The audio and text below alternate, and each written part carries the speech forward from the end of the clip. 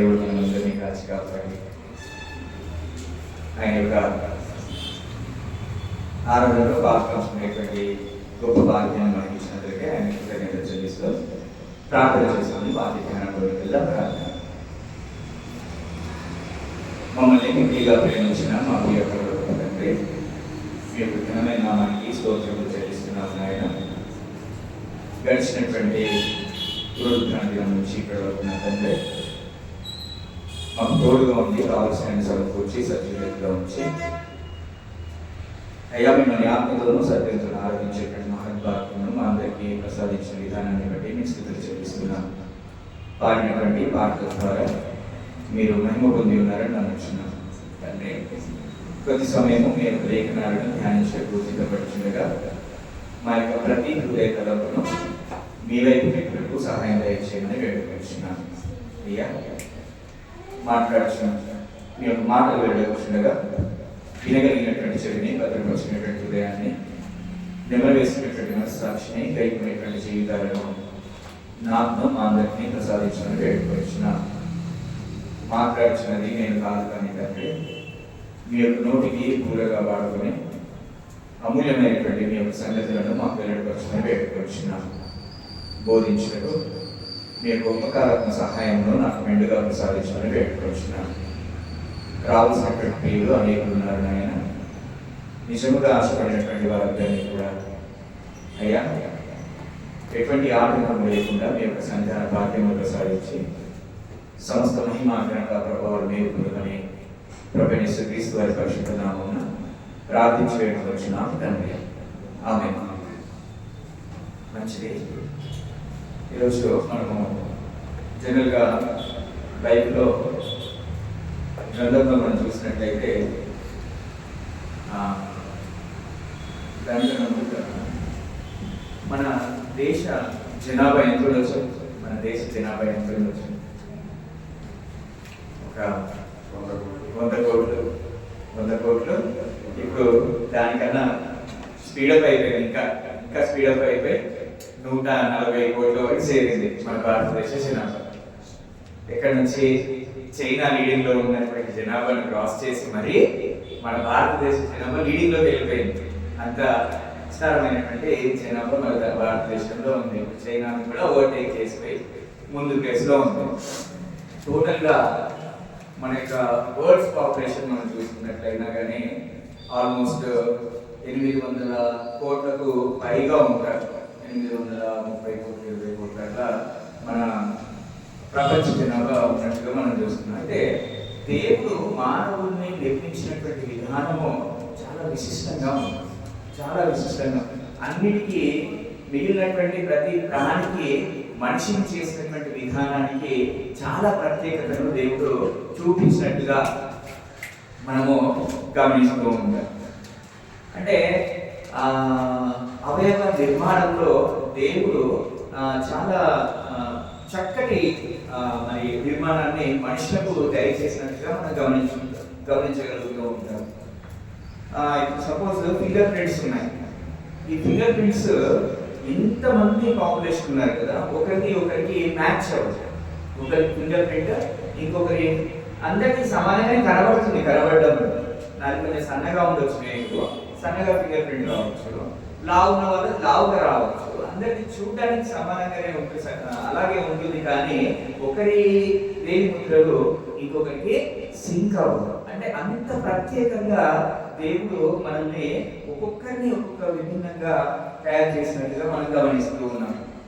అయితే ఈ మన శరీర భాగాల్లో ఒక్కటి అంత ప్రాముఖ్యమైనది కాదు. ఏంటో చెప్పండి చూద్దాం. ఒకే ఒక్క శరీర అవయవము అంత ప్రాముఖ్యమైనది కాదు. అంటే అంత ఖచ్చితమైనటువంటి యూస్ఫుల్ కాదు. అంటే అఫ్ కోర్స్ హెయిర్ ఫాల్ అయిపోతూ ఉంటుంది, అది మళ్ళీ గ్రో అవుతూ ఉంటుంది, వైట్ హెయిర్ వస్తూ ఉంటుంది. అది కాకుండా సపోజ్ ఈ ఫింగర్ పోయింది అనుకోండి, ఏదైనా పట్టుకోగలమా?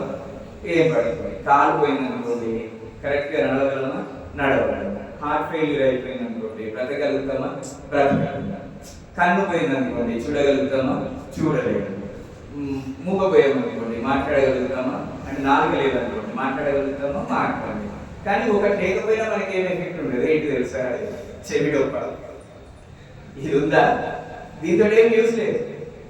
ఈ చెవి డొప్పతోటి ఏం యూజ్ లేదు. అది ఇట్లా మూసుకుంటేనే కర్ణబేరికి లోపలికి ఏం పోకుండా ఉంటుంది. కానీ ఇది ఓపెనే ఉంచాడు దేవుడు. అంటే ఒకవేళ ఇది మనం లాస్ అయినా కానీ పెద్ద నష్టమేమీ లేదు. అంటే దేవుడు నిర్మించినటువంటి విధానం అనేది చాలా ప్రాముఖ్యత కలిగి ఉంది. ఏది మనుషులను నిర్మించినటువంటి అన్నిటికీ భిన్నంగా అందరికీ ప్రత్యేకమైనటువంటిదిగా మనల్ని నిర్మించినటువంటి దేవుడు. అయితే కొంతమందికి కొన్ని లాసెస్ ఉంటాయి. పుట్టుకతోనే కొంతమంది కొన్ని అవయవాలు లేకుండా ఉంటారు, లేదంటే ఏదన్నా కొంచెం ఏమంటారు దాన్ని బలహీనంగా లోపంతో పుడతారు కొంతమంది ఏమో యాక్సిడెంట్లో కొన్ని కోల్పోతూ ఉంటారు. కొంతమంది వృద్ధాప్యంకి వచ్చిన తర్వాత జనరల్ గా అందరూ కూడా నిలబడట్లేదు నాన్న, నడవడం వస్తలేదు నాన్న అని చెప్పేసి హెల్పింగ్ తీసుకుంటారు. మేబీ యాక్సెసరీస్ కావచ్చు, లేదంటే స్టిక్ కావచ్చు, ఇవన్నీ హెల్పింగ్ తీసుకుంటారు. కానీ దేవుడు నిర్మించినటువంటి విధానం అయితే మనము చాలా ఆశ్చర్యకరంగా చూడగలుగుతాం. అయితే గుడ్డివారు కానీ, మగవారు కానీ, గుడ్డివారు కానీ, ఇంకెవరైనా సరే వీళ్ళందరినీ నిర్మించింది ఎవరు? దేవుడే. అందరినీ నిర్మించింది, లేదంటే అందరినీ సృష్టించింది ఎవరు అని చెప్పేసి అంటే దేవుడే. ఒకసారి అందరూ నిర్గమాకాండంలోకి వెళ్దాం. నిర్గమాకాండము 4వ అధ్యాయము. నిర్గమాకాండము 4వ అధ్యాయం 11వ వచనంకి వెళ్దాం.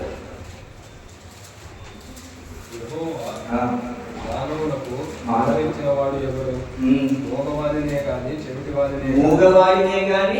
చెవిటివాడినే గాని దృష్టి గలవాడినే గాని గుడ్డివాడినే గాని పుట్టించిన వాడెవడు?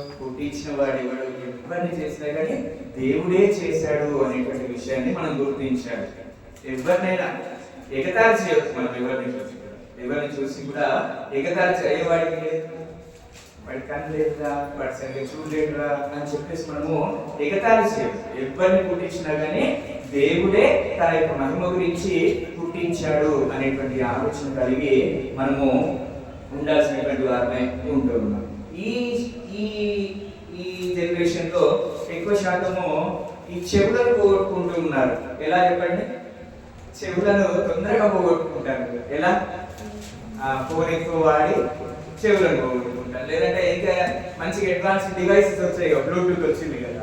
ఈ బ్లూటూత్ డివైసెస్ పెట్టుకొని ఎక్కువ సమయం గడపడం వల్ల ఏమైపోతుంది, ఇవి కావాల్సుకొని చేసేటువంటి క్రియలు మంచిది. అయితే చెవులు అనేటువంటివి మానవులకి లేదంటే మనకి చాలా ప్రాముఖ్యమైనటువంటివి. అవునా? అవి లేకపోతే మనమేమి వినలేము. కాబట్టి చాలా జాగ్రత్తగా దేవుడు ఇచ్చినటువంటి ప్రతి అవయవాన్ని మనం కాపాడుకోవాలి. చెవులను మరి ప్రాముఖ్యంగా మనము చూసుకోవాల్సినటువంటి వారిని ఉంటూ ఉన్నాం. అయితే ఒకసారి అందరం కూడా ఈ చెవులను కూర్చున్నటువంటి దేవుడు ఎక్కువసార్లు గ్రంథంలో ఏదైనా పదాన్ని యూజ్ చేశాడు అని చెప్పేసి అంటే దానికి చాలా ప్రాముఖ్యత ఉంది అని అర్థం. దేవుడు చాలా సార్లు ఒక పదాన్ని యూజ్ చేశాడు అని చెప్పేసి అంటే ఆ పదానికి లేదంటే దానికి ప్రత్యేకత ఉంది, అంటే చాలా ప్రాముఖ్యమైనది అని చెప్పేసి చెప్పబడుతుంది. చాలాసార్లు మన గ్రంథంలో చూసినట్లయితే చెవి గలవాడు వినుడు గాక. ఏమన్నాడు? చెవి గలవాడు. అమ్మ ఏమన్నాడు? చెవి గలవాడు వినుడు కాక అని చెప్పేసి అన్నాడు. చాలా సార్లు అన్నాడు దేవుడు ఆ మాట. ఎక్కడెక్కడ అన్నాడు అని చూడడానికి ప్రయత్నం చేద్దాం. దానికన్నా ముందుగా ఒకసారి యోగ గ్రంథంలోకి వెళ్దాం ఉంటాడు. యోగ గ్రంథము 12వ అధ్యాయము. యోగ గ్రంథము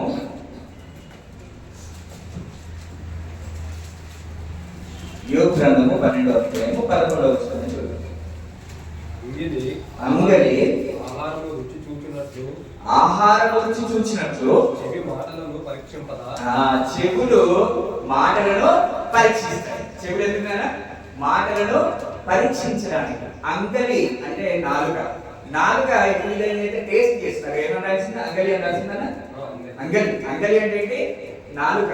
నాలుక ఆహారాన్ని ఎటు విధంగా అయితే రుచి చూస్తుందో అలాగే చెవి మాటను పరీక్షిస్తుందంట. మామూలు విషయం కాదు. చెవి మాటను పరీక్షిస్తుంది. అది మంచి మాటనా చెడ్డ మాట? ఏ మాట అయినా సరే ఎవరు పరీక్షిస్తారంట? చెవి పరీక్షిస్తుంది. అందుకనే దేవుడు చాలా సార్లు చెవి గలవాడు వినుడు కాక అని చెప్తూ ఉంటాడు. సరే మంచిది. ఇంకొక విషయాన్ని చూద్దాం. సామెతల గ్రంథం 18వ అధ్యాయం. సామెతల గ్రంథము 18వ అధ్యాయము 15వ వచనాన్ని చూద్దాము.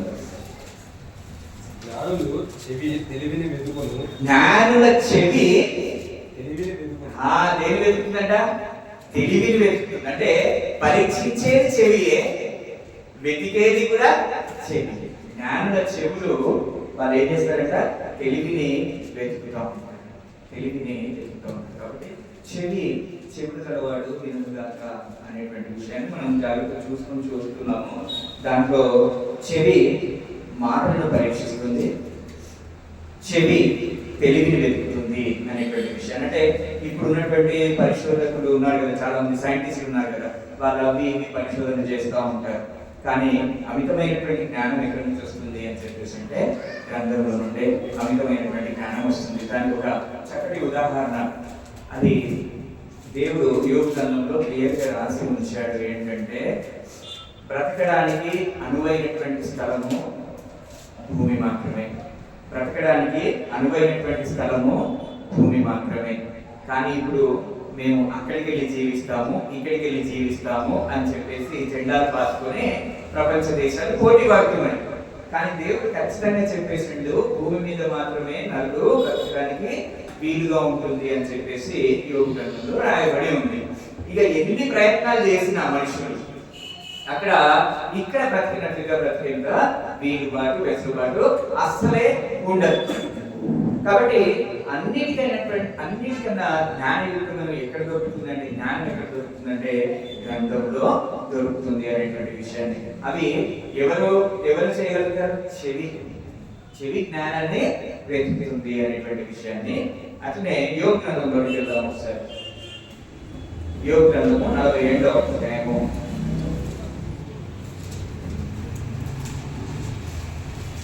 42వ అధ్యాయం 5వ వచనాన్ని చూద్దాం. వినికిడి చేత నిన్ను గూర్చిన వార్త నేను వింటిని. అయ్యా, దేవుడి యొక్క మాటలను వినాల్సింది ఎవరు? మన చెవి దగ్గర నుంచే స్టార్ట్ అవ్వాలి. మాట ఎక్కడ నుంచి స్టార్ట్ అవ్వాలి? వినడము మన చెవి దగ్గర. నిన్ను గూర్చినటువంటి మాట అని చెప్తుందంటే దేవుడి యొక్క వాక్యము ప్రతిదీ కూడా వినేది ఎవరు? కాబట్టి ఇటు విధంగా చెవికి చాలా ప్రాముఖ్యత ఉంది. తెలివిని వెతుకుతుంది అనేటువంటి విషయాన్ని చూసాం, అది జ్ఞానాన్ని సమకూరుస్తుంది అనేటువంటి విషయాన్ని చూసాం, వినుటకు ఉపయోగపడుతుంది అనేటువంటి విషయాన్ని మనము ఆయన యొక్క వాక్యాన్ని వినుటకు ఉపయోగపడుతుంది అనేటువంటి విషయాన్ని కూడా మనం చూసాం. దేవుడు గ్రంథంలో మత్తయి సువార్త 11వ అధ్యాయము 15వ వచనంలో మనం చూస్తే, మత్తయి సువార్త 11వ అధ్యాయము 15వ వచనాన్ని మనం గమనించినట్లయితే, వినుటకు చెవులు గలవాడు వినుడుగాక. ఆయన ఒక ఉపమానం చెప్తాడు, లాస్ట్ ఏమంటాడు? వినుటకు చెవులు గలవాడు వినుడుగాక అని చెప్పేసి అంటాడు. అదే విధంగా అదే మార్కు సువార్త 13వ అధ్యాయము 9వ వచనాన్ని చూద్దాం. 13వ అధ్యాయము 9వ వచనాన్ని చూద్దాం. మీరే జాగ్రత్త పడండి, వారు మిమ్మల్ని సభలకు అప్పగించెదరు, మిమ్మల్ని సమాజ మందిరములలో కొట్టించెదరు. మీరు వారికి సాక్షాత్తమై అధిపతుల ఎదుటను రాజుల ఎదుటను ఆ నిమిత్తము నిలవబడదు. మత్తయి సువార్త 11వ అధ్యాయము 9వ వచనం. చెవులు గలవాడు వినుగాక.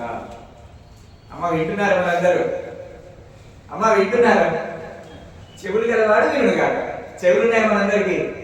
అమ్మ వింటున్నామా? అడిగన్నా వింటున్నామా? చెవులు గలవాడు వినుగాక. రైట్. అంటే 43వ వచనం చూడండి. దాంట్లోనే 43వ వచనం. అప్పుడు నీతిమంతులు తమ తండ్రి రాజ్యంలో సూర్యుని వలె తేజరిల్లుదురు. చెవులు గలవాడు విను. ఆయన చెప్తున్నాడు, చెప్పి దానికి లాస్ట్ ఏమంటున్నాడు? చెవులు గలవాడు వినుడు కాక అని చెప్పేసి. అట్లాగే మనం చాలా చూడగలుగుతాం. మార్కు సువార్త 4వ అధ్యాయం 9వ వచనంలో చూడగలుగుతాం. ఒకసారి అందులో ప్రకటన గ్రంథంలో కొన్ని సంఘాలకు, ఎన్ని సంఘాలకు? 7 సంఘాలు. 7 సంఘాల కలిగిన ఇక్కడ ఒక చిన్నగా విశ్లేషణ జరుపుకున్నాం ఒక నిమిషంలో. 7 సంఘాలు అంటే 7 వేరే సంఘాలు కాదు, 7 స్థానిక సంఘాలు. అంటే ఎట్లా చూడగలం? ప్రకటన ఒకసారి అందరూ వెళ్దాం కలిసి. 2వ అధ్యాయము 1వ వచనం. ఎఫెసులో ఉన్న సంఘం, ఎఫెసులో ఉన్న సంఘం అంటే నార్సింగిలో ఉన్న సంఘం అంటే ఆ ప్రాంతంలో ఉన్నటువంటి సంఘము అనేటువంటి దాన్ని మనం అర్థం చేసుకోవాలి. 7 సంఘాలు అనగానే 7 సంఘాలు ఉన్నాయి కదా బ్రదర్? కాదు, 7 సంఘాలు లేవు. ఒకటే సంఘం ఉంది, ఎఫెసులో ఉన్న సంఘం. అదే విధంగానే మనము 8వ వచనం చదువుతాం. స్ముర్నలో ఉన్న సంఘం. స్ముర్న అనేది ఒక ప్రాంతము, ఆ ప్రాంతంలో ఉన్నటువంటి సంఘం. అట్లా 7 ప్రాంతాల్లో ఉన్నటువంటి సంఘములకు ఆయన చెప్తూ రాస్తూ ఉన్నాడు. ఆయన రాస్తూ చెప్తూ ఉన్నాడు ఏంటి? ఇదిగో నీలో ఇది బాగుంది, ఇది బాగలేదు. ఇదిగో నీలో ఇది బాగుంది, ఇది బాగలేదు. నీలో ఇది బాగుంది, ఇది బాగలేదు. నువ్వు మారు మనసు పొందితేనే సరే, నువ్వు మారు మనసు పొందితేనే సరే అని చెప్పుకుంటూ ఆయన 2వ అధ్యాయం 7వ వచనం చదువుతాం. చెవి గలవాడు ఆత్మ వినుగాక. చెప్పేసినా మళ్ళీ ఇక్కడ కూడా ఏమంటున్నాడు? చెవి గలవాడు వినుగాక అంటున్నాడు. 11వ వచనాన్ని చూద్దాం. అట్లా 11వ వచనం. సంఘములతో ఆత్మ చెప్పు మాట చెవి గలవాడు వినుగాక. చెవి గలవాడు వినుగాక. అట్లాగే 17వ వచనాన్ని చూద్దాం. 17. సంఘములతో ఆత్మ చెప్పుచున్న మాట చెవి గలవాడు వినుగాక. అని అన్నా వింటున్నామా? చెవులు గలవాడు వినుగాక. 29వ వచనం మళ్ళీ. సంఘములతో ఆత్మ చెప్పుచున్న మాట చెవి గలవాడు వినుగాక. 3వ అధ్యాయంలోకి వెళ్దాం. ఇప్పుడు 3వ అధ్యాయం 6వ వచనాన్ని చూద్దాం. సంఘములతో ఆత్మ చెప్పుచున్న మాట చెవి గలవాడు వినుగాక. చెవి గలవాడు వినుగాక. అట్లాగే 13వ వచనం చదువుదాం. సంఘములతో ఆత్మ చెప్పుచున్న మాట చెవి గలవాడు వినుగాక. వినుగాక. 22వ వచనం. సంఘములతో ఆత్మ చెప్పుచున్నటువంటి మాట చెవులు గలవాడు వినుగాక. ఏంటి చెవులు? అందరూ వింటున్నామమ్మా? వింటున్నామా? వింటున్నామా అందరూ? అంటే వినడము అని చెప్పేసి అంటే ఒక కుందేలు ఉందట. ఒక కుందేలు ఉంది, ఆ కుందేలుకి పిల్లలు ఉన్నాయి. అది ఆహారం కూర్చడానికి కుందేలు ఏం చేసిందంటే బయటకు వెళ్ళిందంట. బయటకు వెళ్ళేటప్పుడు పిల్లలకు చెప్పిందంట, నాన్న మీరు చిన్న పిల్లలు బయటికి రాకండి, ఇంట్లోనే ఉండండి, నేను వచ్చే వరకు మీరు బయటికి రావద్దు అని చెప్పేసి చెప్పిందంట. మంచిగా తల్లి అట్లనే చెప్తుంది కదా, మనం కూడా అలానే చెప్తాం కదా మన పిల్లలకి. చెప్పిన తర్వాత అది బయటకు వెళ్ళింది. ఒక పిల్ల బయటకు వచ్చేసింది ఇంట్లోంచి. దాని యొక్క ఇంట్లోంచి బయటకు వచ్చేసింది. బయటకు వచ్చిన తర్వాత అతిగా వస్తున్నటువంటి పులి దాన్ని చూసి తినేసి అంటే తినేయడం అంటే చంపేసింది.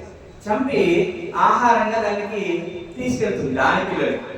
ఆ కుందేలు పిల్లని చంపి ఆహారంగా పులి దాని పిల్లలకి తీసుకెళ్ళేటువంటి క్రమంలో ఒక నక్క ఎదురైంది.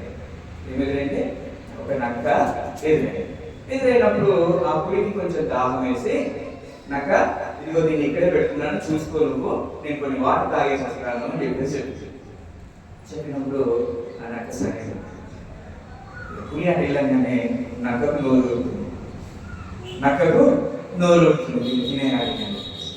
కానీ పులితో పెట్టుకోగలుగుతుందా? పెట్టుకోలేదు. పులి వచ్చినట్టు నన్ను తినేస్తుంది అని చెప్పేసి ఏం చేస్తుంది? ఏం చేయాలి అన్నిటికన్నా బాగా కనబడేది ఒకటే ఉంది, చెవులు ఇట్లా ఉంటాయి కదా, ఎక్కువ వచ్చుకొని ఉంటాయి అని చెప్పేసి ఏం చేసింది? ఆ చెవులను మాత్రమే తినింది. చెవు లోపలను మాత్రమే నక్క తిన్న తర్వాత పులి వచ్చేసి చూసింది, నక్క చెవులు కనబడట్లేదు అని చెప్పి లేవు, అసలు ఫస్ట్ నుంచే చెవులు లేవు దానికి, చెవులు లేవు అని చెప్పేసి చెప్తున్నాను. ఫస్ట్ నుంచే లేవు దానికి, నువ్వు ఇచ్చినప్పటి నుంచే లేవు. లేదు, నేను చూసినా, చంపింది నేను, ఇక్కడ దాకా తీసుకొచ్చింది నేను, నాకెవరు లేదు, నేను తినలేదు, నాకు తెలియదు, అలా ఫస్ట్ నుంచే అట్లుంది. అవునా, తీసుకోదాంపా అని చెప్పేసి కుందేలు ఇంటికి తీసుకోపోయింది.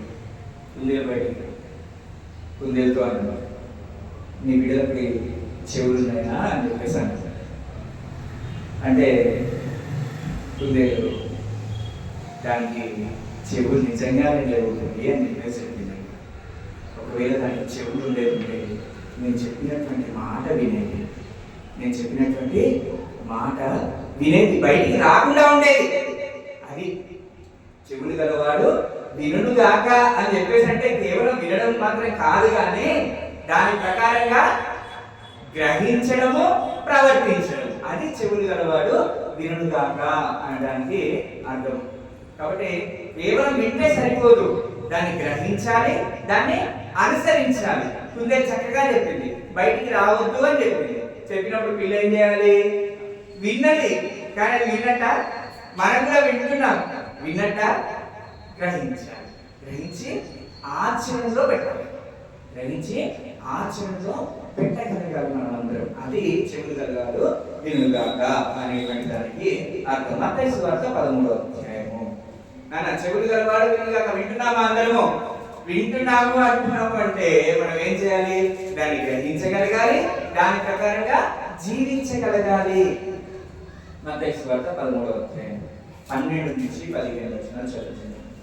కలిగిన వానికే ఇవ్వబడు, వానికి సమృద్ధి కలుగు, లేని వానికి కలిగినది వాని యొద్ద నుండి తీసివేయబడు. మరియు వారు చూచుచుండేయు చూడరు, వినుచుండేయు వినకయు గ్రహింపకయు ఉన్నారు. ఇందు నిమిత్తము నేను ఉపమాన రీతిగా వారికి బోధించుచున్నాను. ఈ ప్రజలు కనులారా చూచి చెవులారా విని హృదయంతో గ్రహించి మనసు త్రిప్పుకొని నా వలన స్వస్థత పొందకుండునట్లు వారి హృదయము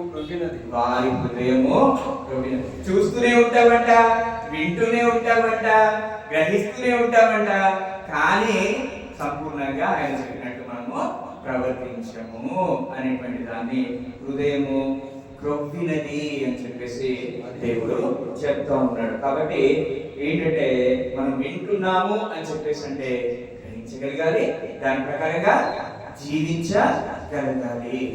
అది వినడం అంటే అందరం వింటున్నాం. ఈరోజు వీడు కూడా వింటున్నాడు, ఈరోజు అక్క కూడా వింటుంది, అది అందరం వింటున్నాం, కానీ గ్రహించి ఆచరణలో మన జీవితంలో దాన్ని అప్లై చేయగలగాలి అనేటువంటి విషయాన్ని ఆయన చెప్తున్నారు. అపోస్తల కార్యం 28వ అధ్యాయము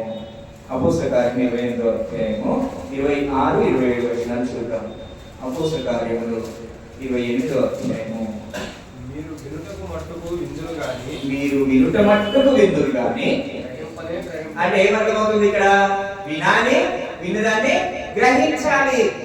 గ్రహింపు లేకుండా వింటే ఆ కుందేలు పిల్లకి ఏమైంది పరిస్థితి? అటువంటి పరిస్థితి మనకు కూడా అవుతుంది. గ్రహింపుతో వినాలి, వింటూ ఉన్నామంతే కాదు, గ్రహింపు కలిగి వినాలి. మీరు వినుట మట్టుకు వింటురు కానీ గ్రహింపరు అంటే మనం ఏం చేయాలన్నా వినాలి, విన్నదాన్ని గ్రహించగలగాలి. వితౌట్ అండర్స్టాండింగ్, గ్రహించలేకపోతే మనము చాలా తప్పిదాల్లో పడిపోతాం. పాపాత్మురాలైనటువంటి స్త్రీ ఉంది, నాకు ఉందా లేదా? ఎక్కడ ఉంది? లూకాసు వార్త 7వ అధ్యాయంలో మనము పాపాత్మురాలైనటువంటి స్త్రీని చూస్తూ ఉంటాం. పాపాత్మురాలైనటువంటి స్త్రీ ఎప్పుడైతే యేసుక్రీస్తు ప్రభువు చెప్పారో, చెప్పిన తర్వాత ఏం చేసిందామె? గ్రహించింది, తన యొక్క జీవితాన్ని మార్చుకున్నట్టుగా మనము చూడగలుగుతాం. అలాగే సమరయ స్త్రీ ఉంది. ఇక్కడ యోహాను సువార్త 4వ అధ్యాయంలో సమరయ స్త్రీ ఉంది. ఆమె కూడా తన యొక్క జీవితాన్ని క్రీస్తు ప్రభువు చెప్పిన తర్వాత ఏం చేసింది? మార్చుకుంది. ఆమె కూడా మార్చుకుంది. అంటే వినడం మాత్రమే కాదు, గ్రహించాలి, మార్చుకోవాలి. తర్వాత మన యొక్క జీవితం మొత్తము కొనసాగించాల్సినటువంటి వారమే ఉంటూ ఉన్నాం. ఇప్పుడు శిలువ మీద దొంగ మనందరికీ తెలుసు కదా. శిలువ మీద దొంగ ఆయన ఏం చేసిండు? ఆయన కూడా చివరిలో పక్కనే విన్నాడు. కాబట్టి అలాగే వ్యభిచారంలో పట్టుబడినటువంటి స్త్రీ ఉంది. ఆమె కూడా అమ్మాయికి మీద నువ్వు పాపం చేయకని చెప్పేసి అంటే చక్కగా విన్నది. ఆమె కూడా ఆ పరిశుద్ధ జీవితాన్ని కొనసాగించినట్టుగా మనము చూస్తూ ఉన్నాం. ఇప్పుడు జక్కయ్య ఉన్నాడు. ఒక జక్కయ్య మనందరికీ తెలుసు కదా. ఆ జక్కయ్య కూడా ఆసక్తితో దేవుడి దగ్గరికి వెళ్ళిండు, ఇంట చేర్చుకున్నాడు, మాట విన్నాడు. అయ్యో నాయన నా దాంట్లోకి వెళ్ళి నేను ఇచ్చేస్తాను, నేను తీసుకున్న దానికన్నా ఇంకెక్కువ కూడా ఇచ్చేస్తాను, మారినా మారలేదు. అంటే వినడము అని చెప్పేసి అంటే ఓన్లీ విని విడిచిపెట్టడం కాదు, కానీ విని గ్రహించి మన యొక్క జీవితాలకు అన్వయించుకోవాల్సినటువంటి వారమై ఉంటూ ఉన్నాం ప్రియులారా. కాబట్టి కుక్క తన వాంతికి తిరిగినట్టుగా మనం తిరగకూడదు. పంది ఎప్పుడు కూడా బురదలోనికే వెళ్ళినట్టుగా తిరిగి మనము వెళ్ళకూడదు. కానీ ఆయన చెప్పినటువంటి మాటలను జాగ్రత్తగా వినేటువంటి వారంగా ఉండాలి. విన్న తర్వాత విడిచిపెట్టేయాలా? వినుట మట్టుకు విందురు కానీ గ్రహింపనే గ్రహింపరు అని చెప్పేసి లేఖనం సెలవిస్తూ ఉంది. కాబట్టి వినాలి, గ్రహించాలి. అందుకనే యాకోబు పత్రికలో ఒక మాట చెప్తాడు దేవుడు. యాకోబు పత్రిక 22వ వచనంలో దేవుడు ఒక మాట చెప్తాడు. యాకోబు పత్రిక,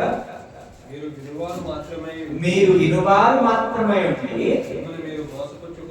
మిమ్మును మీరు మోసపుచ్చుకొనకుండా వాక్య ప్రకారము ప్రవర్తించు వారై ఉండండి. అంటే ఏంటంటే వాక్య ప్రకారంగా మన యొక్క జీవితాలను కట్టుకోవాలి. ఓన్లీ వింటున్నాము, ఓన్లీ విని అక్కడికి ఆగిపోతే సరిపోదంట. ఓన్లీ అక్కడికి ఆగిపోతే సరిపోదు, వింటే సరిపోదు. నెక్స్ట్ స్టెప్ ఏంటి? గ్రహించాలి, తర్వాత చేయాలి అనేటువంటి విషయాన్ని మనము గుర్తుపెట్టుకోవాలి. ఒకసారి యెషయా గ్రంథం 55వ అధ్యాయంలోని కదా, యెషయా గ్రంథము 55వ అధ్యాయము 3వ వచనాన్ని చూద్దాం. చెవియొగ్గి నా యుద్ధకు రండి, మీరు వినిన ఎడల మీరు బ్రతకాలి. ఇప్పుడు దీనికి మీరు అర్థం చెప్పాలి. మీరు వినిన ఎడల అని చెప్పేసి అన్నాడు. అంటే ఏంటి అని అక్కడ అర్థము? వినాలి, ఇంకా గ్రహించాలి, దాని ప్రకారంగా జీవించాలి. అప్పుడు మీరు బ్రతుకుతురు అని చెప్పేసి అంటున్నాడు. మీకు క్షేమం అవుతుంది అని చెప్పేసి అంటాడు. అక్కడ తిరిగి మనం చదువుకుంటే. కాబట్టి వినడము అంటే కేవలము విని విడిచిపెట్టడం కాదు, కానీ చెవి గలవాడు వినును కాక వినును కాక వినును కాక వినును కాక అని చెప్పి రాయించాడు దేవుడు.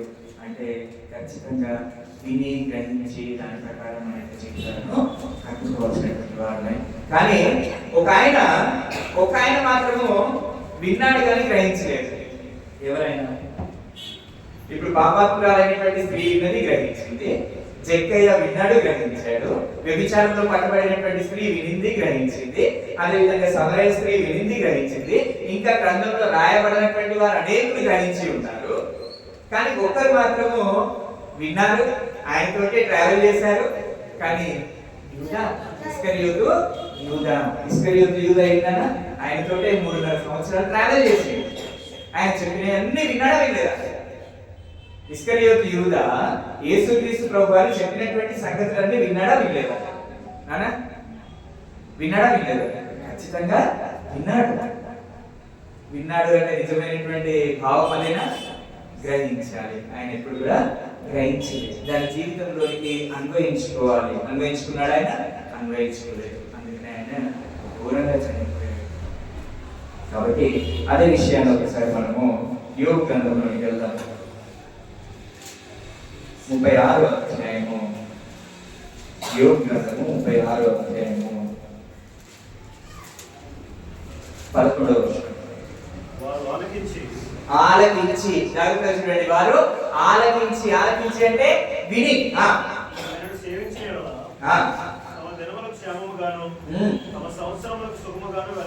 అది ఆలకించి నన్ను సేవించిన ఎడల సుఖముగాను క్షేమముగాను ఉంటారు. ఒకవేళ ఆలకించకపోతే వాళ్ళకు శ్రమ అనేటువంటి దాన్ని కింద మనము చదువుకోగలుగుతాం. కాబట్టి ప్రియులారా వినాలి. అమ్మా ఇప్పుడు భావం చెప్పగలుగుతామా? చెవి గలవాడు వినును గాక అంటే అర్థం ఏంటి చెప్పండి? చెవి గలవాడు వినును గాక అని చెప్పేసి అంటే అర్థం ఏంటి? వినాలి, గ్రహించాలి, దాని ప్రకారంగా మన యొక్క జీవితాలను మార్చుకోవాలి. కాబట్టి అంత అర్థం. అందుకనే వింటే క్షేమం ఉంటుందంట, వింటే మనం బ్రతుకుతామంట, వింటే మనం సుఖంగా ఉంటామంట. వింటే దగ్గరే ఆగిపోకుండా ముందున్నటువంటి కార్యక్రమాలన్నీ కూడా చేయాలి. అదే 12వ వచనంలో మనం చూసినట్లయితే అదే 36 ఆలకింపని ఎడల బాణముల చేత శ్రమల చేత కూలి నశించెదరు. ఎప్పుడు? కాబట్టి ఇవన్నీ జరుగుతాయి. వింటే ఉంది, వినకపోతే కూడా ఉన్నట్టుగా మనము చూస్తున్నాం. యెషయా గ్రంథంలోకి వెళ్దాం ఒకసారి. యెషయా గ్రంథము యెషయా గ్రంథము 1వ అధ్యాయము, యెషయా గ్రంథము 1వ అధ్యాయము 19-20 వచనాలు చూద్దాం. మీరు సమ్మతించి ఆ మాట విని ఎడల సమ్మతించిన మాట వినిన ఎడల మీరు భూమి యొక్క మంచి పదార్థములను అనుభవించరు. అబ్బా, సమ్మతించిన మాట వినిన ఎడల భూమి యొక్క మంచి పదార్థాలన్నీ కూడా మీరు అనుభవిస్తారు. అంటే అన్ని ఇస్తాను మీకు అని చెప్పేసి దేవుడు చెప్తూ ఉన్నాడు. కాబట్టి వింటేనే ఇస్తాను అంటున్నాడు. వినకపోతే ఏం జరుగుతుందో మీరు చెప్తాడు. సమ్మతించక తిరుగుబడిన ఎడల నిశ్చయముగా మీరు ఖడ్గము పాలగుదురు. వినకపోతే మీరు ఏమవుతారంట? ఖడ్గము పాలు, శ్రమ అని చెప్పేసి దేవుడు అంటున్నాడు. కాబట్టి జాగ్రత్తగా మనము వినుట మట్టుకు విందురు కానీ గ్రహింపలు అనేటువంటి లిస్టులో ఉండదు. వినువారు మాత్రమే ఉండి మిమ్మల్ని మీరు మోసపుచ్చుకోకండి అనేటువంటి లిస్టులో మనం ఉండకూడదు. కానీ ఆయన చెప్పినటువంటి దాన్ని చెప్పినట్లుగా మనము గ్రహించి అనుసరించాల్సినటువంటి వారమై ఉంటూ ఉన్నాం. ఒకసారంట యేసుక్రీస్తు ప్రభువు దగ్గరికి ఒక ఆమె వచ్చి, అయ్యా నిన్ను కనినటువంటి గర్భము, నువ్వు కూర్చున్నటువంటి స్థలములు ధన్యములైనది అని చెప్పేసి అన్నప్పుడు క్రీస్తు ప్రభువు గారు ఒక మాట అన్నాడు. సరే అక్కడికి వెళ్దాం అందరం కూడా. లూకాసు వార్త 11వ అధ్యాయం, లూకాసు వార్త 11వ అధ్యాయం 27-28 వచనాలు చదువుతాం.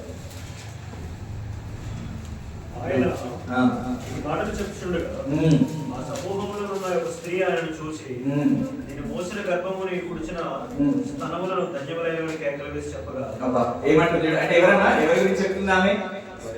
మరియమ్మ గురించి చెప్తుంది. అంతేనమ్మా? ఏమంటుంది అక్కడ? యేసుక్రీస్తు ప్రభువు వారు అక్కడ ఉన్నటువంటి జనసమూహంతో మాట్లాడుతున్నటువంటి సందర్భంలో ఆ జనసమూహంలో నుంచి ఒక ఆమె లేచి, అయ్యా నేను కనినటువంటి గర్భము ప్లస్ స్తనములు ధన్యములైనవి అని చెప్పేసి చెప్పినప్పుడు క్రీస్తు ప్రభువు వారు చెప్పినటువంటి మాటలు చదువుతారు. తిరిగి చదువుతున్నాను. ఆయన అవును గాని దేవుని వాక్యము విని దానిని గైకొనువాడు మరీ ధన్యుడు. దేవుని నామానికి మహిమ కలుగును గాక. ఆమేన్. కాబట్టి దేవుని యొక్క వాక్యాన్ని విని దాన్ని గైకొనువాడు మరీ ధన్యుడు. ధన్యతనిస్తాడు దేవుడు. శ్రమ లేకుండా చేస్తాడు దేవుడు. దీర్ఘాయుష్యంగా తృప్తిపరుస్తాడు దేవుడు. కాబట్టి చక్కగా వినగలిగినటువంటి చెవిని మనము కలిగి ఉంటాం. ప్రకటన గ్రంథంలోకి వెళ్దాం ఒకసారి. ప్రకటన గ్రంథం 1వ అధ్యాయం 3వ వచనం. ప్రవచన వాక్యములు చదువువాడును వాటిని విని ఇందులో వ్రాయబడిన సంగతులను గైకొనువాడు ధన్యుడు. వినువాడును గైకొనువాడును ధన్యుడు. అంటే విని గైకొనేటువంటి వాళ్ళు ఏంటంటే ధన్యులు. ఇచ్చినటువంటి జన్మనిచ్చినటువంటి తల్లి ధన్యురాలే. కానీ ఏమన్నాడు ఆయన? నా మాట చొప్పున గైకొనువాడు మరీ ధన్యుడు అని చెప్పేసి అన్నాడు. మాట వినాలి, గైకొనాలి, అప్పుడు ధన్యత ఇస్తాను అని చెప్పేసి అంటున్నాడు. చివరిగా ఒక విషయం చెప్పేసి ముగిస్తాను. ఎహెజ్కేలు గ్రంథంలోకి వెళ్దాం. చివరి మాట 33వ అధ్యాయంలోకి వెళ్దాం.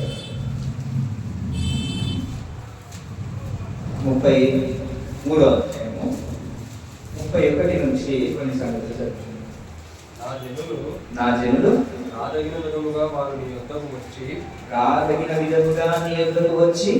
జనులైనట్టుగా నీ ఎదుట కూర్చుండి. మనం కూడా వచ్చాము నాన్న.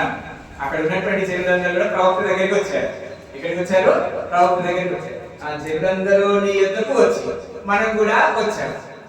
వచ్చామా? తర్వాత ఏమైంది? వాళ్ళు నీ ఎదుట కూర్చుండి. మనం కూడా కూర్చున్నాము. ఇక్కడ వచ్చాము, కూర్చున్నాం. అక్కడ కూడా అదే జరుగుతుంది. వచ్చారు, కూర్చున్నారు. ఆ తర్వాత నీ మాటలు విందురు గాని నీ మాటలు ఈరోజు మనం కూడా వింటున్నామా? వచ్చాము, కూర్చున్నాము, వింటున్నాం. వాటిని అనుసరింప ప్రవర్తింపరు. దాన్ని అనుసరింపక వచ్చాము, కూర్చున్నాము, విన్నాము, అక్కడ కూడా అదే జరిగిందంట. ఈరోజు ఇక్కడ కూడా అది జరగకుండా చాలా జాగ్రత్తగా విన్నటువంటి ప్రతి మాట కూడా గైకొనాలి. అయితే మీరేమి నిలుచున్నారో జాగ్రత్తగా చూసుకుని అన్నాడు. ఏది పడితే అది కరెక్ట్ కాదు, ఎవరు ఏది చెప్పినా అది రైట్ కాదు అనేటువంటి విషయాన్ని మనము మీరేమి నిలుచున్నారో జాగ్రత్తగా చూసుకుని అని కూడా దేవుడి యొక్క లేఖనము సెలవిస్తా ఉన్నాం. అమ్మ దీన్ని బట్టి ఇప్పుడు ఒక డాక్టర్ మెడిసిన్ ఇచ్చాడు అనుకోండి, దాన్ని తెచ్చుకొని సెల్ఫ్ లో పెట్టేసాం అనుకోండి, పని చేస్తుందా? దాన్ని వేసుకోవాలి. ఆ మెడిసిన్ ని వేసుకుంటేనే అది మనకి స్వస్థతను ట్రీట్మెంట్ ఇస్తుంది. అలాగే వింటే సరిపోతుందా? సరిపోదు. దాని ప్రకారంగా జీవించాలి, దాన్ని గైకొని జీవించాలి. అట్టి కృప దేవుడు మనందరికీ అనుగ్రహించును గాక. ఆమేన్.